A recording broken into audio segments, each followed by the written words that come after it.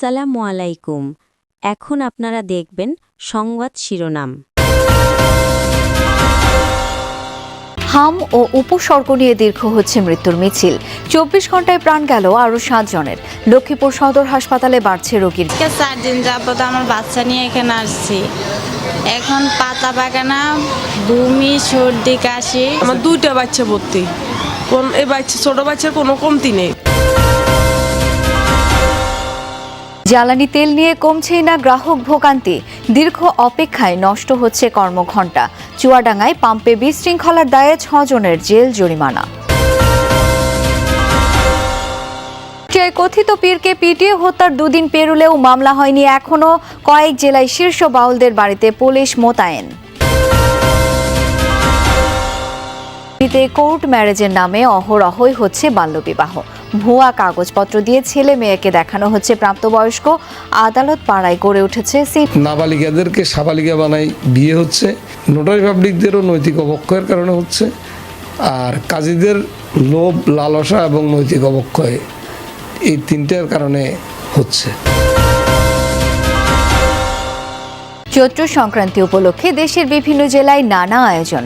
বৈশাখী মেলা ঘিরে ব্যস্ত সময় কাটছে মৃৎশিল্পীদের। মালের আগে যে চাহিদা ছিল জিনিসটার, সেই চাহিদাটা এখন না। আগে মালপত্র চলছে, এখন মালপত্র চলেও না, খুব কষ্টে আছি। বাপদাদার কাজ নিজেরা ধরে রাখছি, অন্য কোনো কাজ শিখি নাই। এই কাজে অনেক করে কোনোরকমভাবে চলতেছি। আসসালামু আলাইকুম। এখন দেখবেন সংবাদ বিস্তারিত। দেশে হাম এবং এর উপসর্গ নিয়ে গেল একদিনে প্রাণ গেল আরও 7 জনের। রাজধানীতে মারা গেছেন যাদের 6 জন। সারা দেশের বিভিন্ন হাসপাতালে হাম নিয়ে কাতরাচ্ছে বহু শিশু। এদিকে হামের টিকাদানের লোকবল সংকটের অভিযোগ আসছে বিভিন্ন জেলাতে। প্রাণহানি রাজশাহীতে গেল দিনও প্রাণ গেছে এক শিশুর। এ নিয়ে জানুয়ারি থেকে এখনো পর্যন্ত রাজশাহীতে সরকারি বেসরকারি হাসপাতালে চিকিৎসাধীন অবস্থায় মারা গেছে 62 জন। শুধু রাজশাহী নয়, দেশের অন্যান্য জেলাগুলোতেও বেড়েছে এই রোগের প্রকোপ। বরিশাল শেরেবাংলা মেডিকেল কলেজ হাসপাতালে 24 ঘন্টায় নতুন করে ভর্তি হয়েছে 34 জন রোগী। 11 দিন ভর্তি। আমার মেয়ে নিয়ে আসছি, ওর হাম হয়েছে। এতদিন জ্বর কোনো নিয়ন্ত্রণে আয় নাই, আজকে 2 দিন ধরে ওর জ্বর নিয়ন্ত্রণে আসছে। জ্বরও কমে না, আর আপনার কোনো পরিবর্তন নাই, আরও বাড়ে জ্বর। পরে ডাক্তার কাছে আবার নিয়ে গেছে, ডাক্তার বলছে যে আপনি তাহলে বরিশাল ভর্তি হন। আগে যদি 2 ডোজ দেওয়া থাকে সেখানে ওদের 60% কাভার হবে, আর এখন যদি এই বুস্টার ডোজটা দেওয়া হয় সেক্ষেত্রে ওদের 100% সিকিউরিটি থাকে। এছাড়াও ময়মনসিংহ, সিলেট, খুলনা, রংপুর ও চট্টগ্রাম বিভাগেও বাড়ছে হামে আক্রান্ত রোগী, যাদের বেশিরভাগই শিশু। প্রথমে তো ওভাবে বুঝতে পারিনি, ছোট একটা প্রথমে ঘা হয়েছে মুখের ভিতরে, খাইতে পারে না, জ্বর কমছে না, আবার ঠান্ডা, কাশি। জি, আর ওই যে ছোট ছোট এই যে মুখে এই যে বিদ্যুৎ নাই, বাচ্চা ছিটপিট করছে গরমের জন্যে।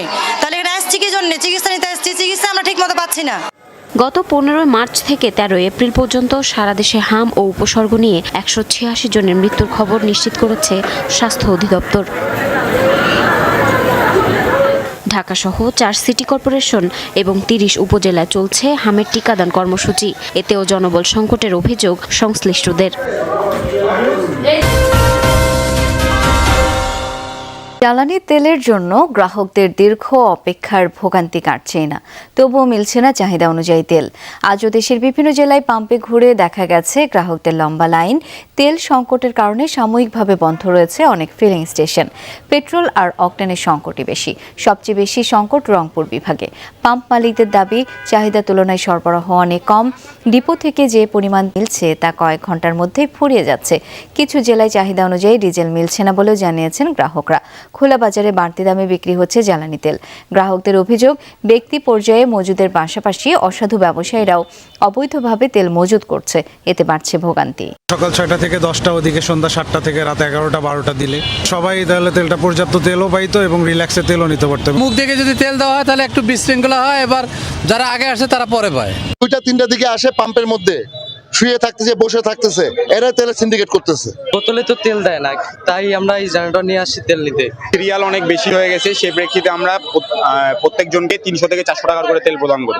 টাঙ্গাইল পাম্পে বিশৃঙ্খলা ও ম্যাজিস্ট্রেটের সাথে অসদাচরণের দায়ে এক যুবককে 1 মাসের কারাদণ্ড দিয়েছে ভ্রাম্যমাণ আদালত। জরিমানা করা হয়েছে 5। ম্যাজিস্ট্রেট জানান, নিয়মিত তদারকির অংশ হিসেবে পাম্পটিতে অভিযান চালানো হয়। এ সময় বিশৃঙ্খলা সৃষ্টি ও অসদাচরণের দায়ে সিফাত হোসেন নামে এক যুবককে 1 মাসের কারাদণ্ড দেওয়া হয়। এছাড়া সিকান্দার আলী, বিপ্লব কর্মকার, ইয়াসিন আলী ও মোশাররফ হোসেনকে 1000 টাকা করে জরিমানা করা হয়। শাহিনুদ্দিন নামে আরেকজনকে জরিমানা করা হয় 5000 টাকা। চুয়াডাঙ্গার অতিরিক্ত জেলা ম্যাজিস্ট্রেট BM তারিকুজ্জামান জানান, আইন শৃঙ্খলা রক্ষা ও জনস্বার্থে এই ধরনের অভিযান অব্যাহত থাকবে। কুষ্টিয়ার দৌলতপুরে একটি দরবারে ভাঙচুর ও কথিত পীরকে হত্যার ঘটনার 2 দিন পার হলেও মামলা হয়নি। কাউকে আটকও করতে পারেনি আইন শৃঙ্খলা বাহিনী। এলাকার পরিস্থিতি থমথমে, মোতায়েন রয়েছে পুলিশ। শনিবার ফিলিপনগর এলাকায় কোরআন ও ইসলাম নিয়ে আপত্তিকর মন্তব্য করার অভিযোগে এক দরবার শরীফে হামলা চালায় শত শত বিক্ষুব্ধ মানুষ। ভাঙচুর চালিয়ে দরবারে আগুন ধরিয়ে দেয় তারা।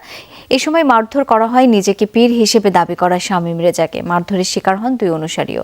এই ঘটনার পর আজ শফি মণ্ডল সহ শীর্ষ বাউলদের বাড়িতে পুলিশ মোতায়েন করা হয়েছে।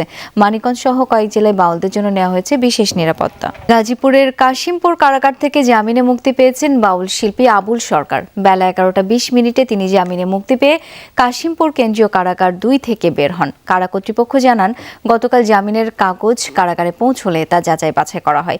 অন্য কোনো মামলায় গ্রেপ্তার না থাকায় আবুল সরকারকে মুক্তি দেওয়া হয়।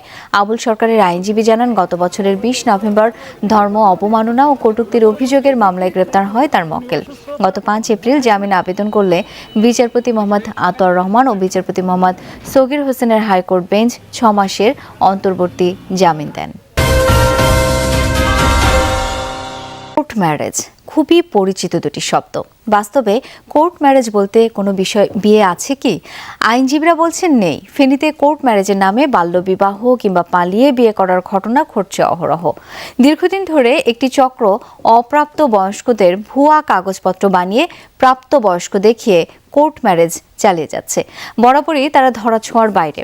অনেক সময় এমন বিয়ের পরিণতি হচ্ছে অপমৃত্যু, বিবাহ বিচ্ছেদ সহ নানা অঘটন।